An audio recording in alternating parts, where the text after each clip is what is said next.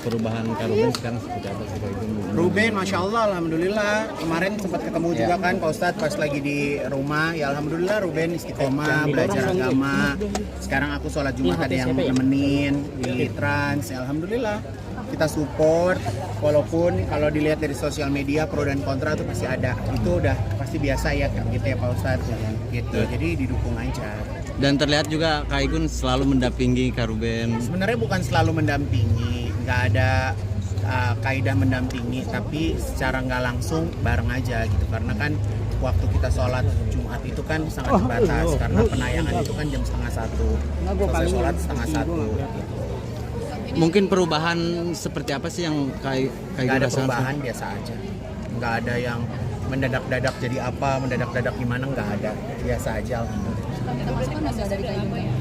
Kalau dia minta masukan sama aku kayaknya nggak tepat ya, karena saya kan juga masih belajar gitu. Kalau saya nggak tahu saya tanya Pak Ustadz gitu, saya tanya sama yang lebih ngerti gitu, karena buat aku belajar itu nggak ada kapan selesainya gitu. Jadi anytime saya mau tanya apa, mau perlu apa ya saya tanya sama Pak Ustadz. Aigun tadi dibilang ada pro kontra ke Ruben, tapi biarin aja. Ada ini nggak sih semangat dari Aigun ke Ruben? Enggak, hidup saya juga udah susah, ngapain semangatin orang. Udah masing-masing cari jalan keluarnya sendiri, cari ya setiap orang itu kan berani melakukan, harus berani bertanggung jawab. Kalau misalnya kita kerjanya semangatin, ngedoain, kayaknya agak repot ya. Dia urus masing-masing aja, insya Allah dia bisa. Kak Ruben juga dengar-dengar dia mau haji nih, kapan mau lagi nih Kak. Oh ya nggak apa-apa, alhamdulillah. Tapi belum cerita sama aku. Jadi kadang media lebih tahu dari orang yang duduk di sebelahnya ya, masya Allah. Mungkin akan Apa? bareng mungkin nggak besok? Kalau bareng sih aku nggak tahu, karena setahu aku daftar sendiri, nggak ngajak siapa sih gitu. Tapi ya alhamdulillahnya di saat teman-teman aku tahu aku haji, dan ada beberapa yang memang satu travel sama aku berangkat. Tadinya mau berangkat umroh sama Pak Ustadz, tapi kan aku haji ya. Jadi Pak Ustadz punya tugas pulang umroh, ngajarin aku beberapa hal untuk aku persiapan haji nanti. Amin. Ada deg-degannya nggak sih Kak mau haji nih Kak? Belum kali ya. Tapi kalau ibadah deg-degan, kenapa harus deg-degan? Aku nggak mau membuat stigma bahwa ke rumah Allah itu deg-degan, enggak. Ya biasa aja, seneng, kayak kita mau ke rumah orang tua kita, seneng gitu. Di sana tuh aku seneng banget gitu. Jadi nggak ada ya gimana-gimana. Ya? Kak Igun, Mungkin kalau hijrah kayaknya terlalu berat ya gitu, tapi setidaknya mungkin mempelajari agama bersama, karena belajar itu nggak ada batasannya. Ada yang mau disampaikan Pak Ustadz? Gimana Pak Ustadz dengan Kak Igun akhirnya tahun ini berkesempatan bisa haji kan, walaupun semua orang punya rezeki, tapi itu kan tetap panggilan ya Pak Ustadz ya?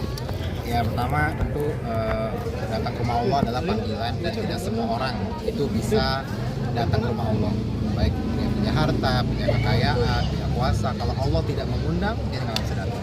Maka kita doakan semoga insya Allah Kak Igun yang akan berangkat haji tahun ini yang pertama kali, insya Allah Kak Igun ya, yang memang sudah sering banyak ngobrol, diskusi tentang apa yang harus dibaca doa di sana dan lain-lain. Pada prinsipnya seperti tadi Kak Igun bilang, bahwa kita berkunjung ke rumah Allah, Allah akan menjamu sebaik-baiknya. Jadi yakin aja itu, dan insya Allah tentunya salah satu haji mabrur, saat kembali jika berubah menjadi baik, maka hajinya insya Allah diterima.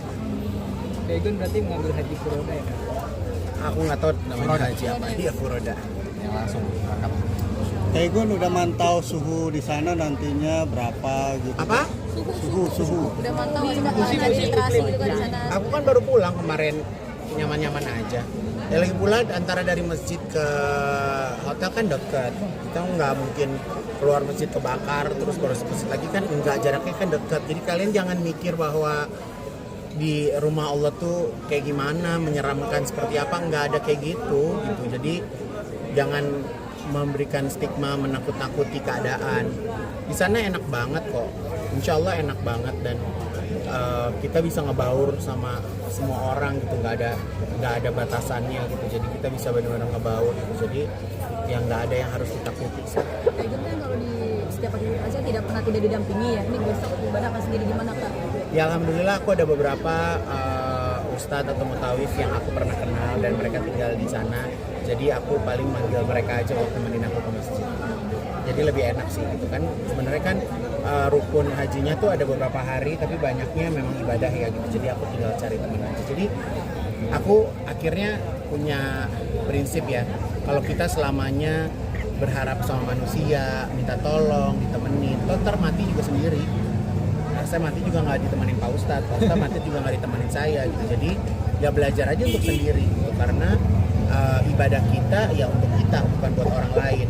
Jadi kalau misalnya aku misalnya maksa orang buat haji sama aku, atau misalnya aku bayarin orang buat haji sama aku, terus dia pulang haji dia nggak sesuai dengan apa yang aku pengenin, kan ntar aku kesel, ntar kan, paham gak sih, kan kita ada kayak gitu ya, orang tua sama anak nyuruh anaknya sholat aja, anaknya nggak jalan aja tuh orang tua ngoceh, apalagi sama orang lain gitu. Jadi ya udah ya, niat sendiri, harta sendiri, ada kesehatan sendiri, berangkat insya Allah. Total berapa hari? 2 minggu. Untuk kerjaan sendiri gimana nih, Gang? Kerjaan urusan Allah. Udah yang penting setiap bulan dibayar. Dan pekerjaan tahu di mana ibadah adalah sebuah prioritas. Insya Allah ya. Oke. Makan seblak Ji.